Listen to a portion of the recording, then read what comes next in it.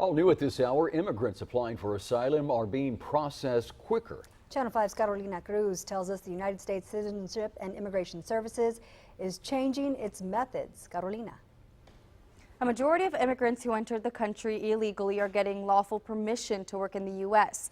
The USCIS points to its present backlog as the reason. It's led to a rise in fraudulent cases.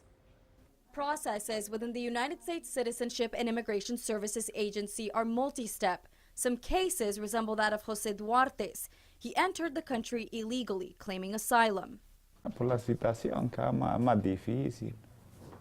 Vaya en San Pedro, que es la ciudad que uno puede venir a trabajar. Uno siempre desconfía por los mareros.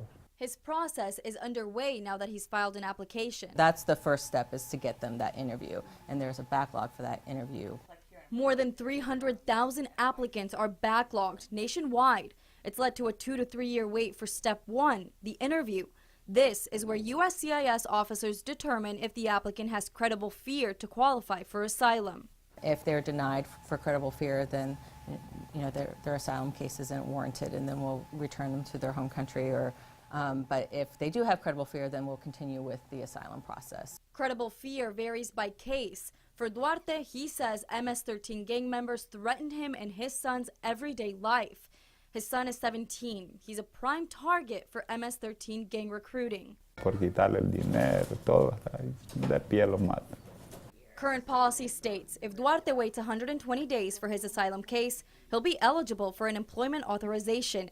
It means he's cleared to work in the United States. Many applicants know the way the system works. That has led to people kind of putting in fraudulent asylum cases, because then they know that they can have at least 2 or 3 years of working here legally before their case would be even looked at. To decrease fraudulent cases, USCIS is returning to a familiar method. Back in the 90s, it was a process that we did, and then we changed it to the current process, and now we're changing it back. They're speeding up the first step. That's the first step, is to get them that interview, and there's a backlog for that interview. USCIS hopes this will decrease the backlog and fraudulent cases to get to those who really need help with asylum.